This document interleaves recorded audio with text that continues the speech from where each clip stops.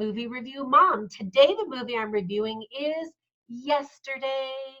Don't worry, I won't sing. I have a horrible voice. Anyway, this movie is rated PG-13. It's an hour and 56 minutes, and the grade that I gave it is an A-. And I'll tell you why. But first, let me give you a quick little nutshell, some tips for parents, and then I'll tell you some things that I liked and things that I didn't like about it. So first of all, whether you're a Beatles fan or not, you'll understand just watching this movie why their music was so amazing and earth-changing and game-changing, really, in the whole music history of the world. In fact, they acquired the rights for 17 Beatles songs, which was pretty expensive, but definitely worth it for this charming movie that is not a superhero movie. And don't get me wrong, I love superhero movies, but it was really refreshing to see something different and really imaginative. And this movie is actually kind of a feel-good rom-com with a twist, written by Richard Curtis of the movie Love Actually, and directed by the Academy Award winner of Slumdog Millionaire, whose name was Danny Boyle. Himesh Patel is the star that shines as the lead in this movie. And he does a great job. But one of my biggest complaints is why on earth would anyone cast the lovely Lily James in a musical movie, no less, and not let her sing? I thought she was great in Mamma Mia and truly special in Cinderella. I've actually seen her in all of her movies, and I just really love her. So I was excited to see that she was going to be in the movie, and I assumed she was going to sing. There's like a 5-minute or 5-second scene where she kind of does little backup vocals. And I'm like, what? So that was my biggest complaint, but I'm actually jumping ahead of myself. Some quick tips for parents are that there is some profanity, not very much, which is great. It's PG-13. There are some premarital relations. However, a girl declines a one-night stand with a guy and says, "It's not for me." And I was like, that's awesome. That's so refreshing. It's too bad that more girls don't draw that line in the form of disrespect for one night stands. But I could go off on a whole nother tangent about that. Some young kids probably won't catch all of the Beatles references, like the yellow submarine and that kind of thing that somebody holds up in a scene, or they might possibly not even recognize the song. So now's the time to introduce your kids to the Beatles. And they're going to get to hear a lot of the songs. The music or the film is filled with quite a few, not entire songs. Sometimes it's clips, but enough for you to go, oh, what? That was a great song, right? Some of the positive themes are that miracles happen. That's stated by Ellie, who's played by Lily James.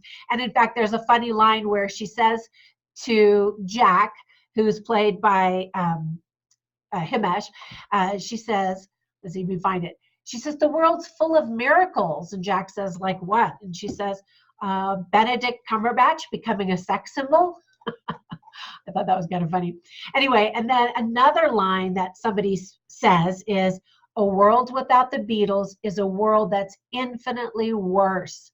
And that's kind of the whole theme of the movie is, weren't the Beatles amazing?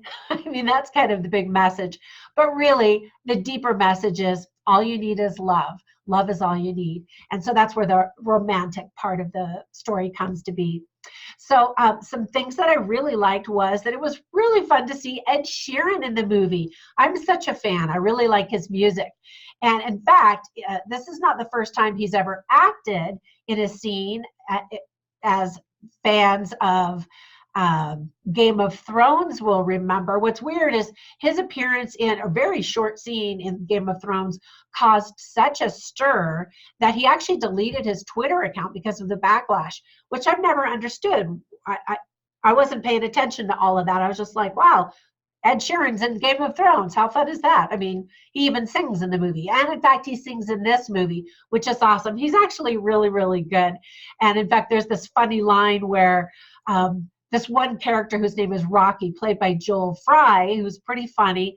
He's talking about Ed Sheeran to Ed Sheeran, and he's like, Ed Sheeran rap? Nah, gingers. Let's see, what does he say? Gingers and rap sounds like crap. And then Ed Sheeran kind of thinks, and he's like, he has a little funny one-liner response, which is really cute. Anyway, he does a really good job. I was really happy to see him in that. I love the Abbey Road look of the movie poster. That's really fun. And there's lots of fan service for Beatles fans. Look for visual clues as well as verbal clues and just funny things that tie into things that Beatles fans would know and love and recognize. I love it when locals are invited to be extras in the movies. And so there's this one scene, there's a concert on the beach, Norfolk town of Girlston, and the residents were the first to be invited to be the crowd extras. That makes sense, right? The new world, after this mysterious blackout, is missing several other funny things in addition to no Beatles.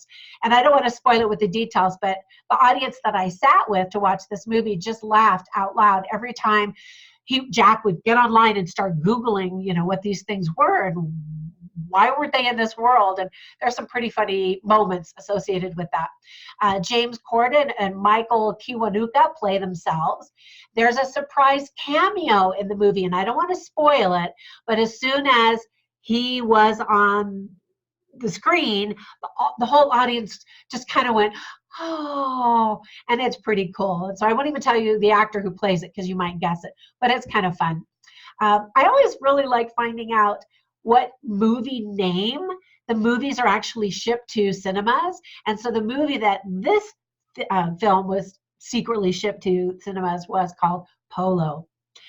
There's a scene that was filmed in the famous Birkenhead Tunnel in England, which has also been used in a bunch of other movies like Jack Ryan Shadow Recruit, Harry Potter and the Deathly Hallows Part 1, Fast and Furious 6. It's actually in the trailer too, when Jack and Ellie are dancing in that tunnel. That's the tunnel. There's a lot of humor, which is great. Audiences always love it, and I always appreciate it.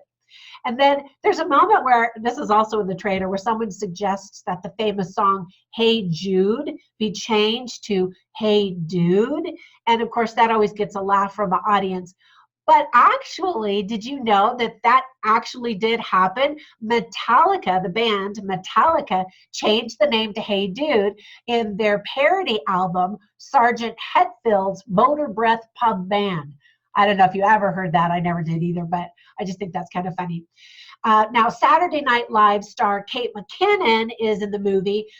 I really like her. I know some people think she's over the top and only plays a character, which is true in this movie as well, but I actually really like her and I got a kick out of her. She's totally over the top and outlandish, but it was hysterical. I thought she did a good job.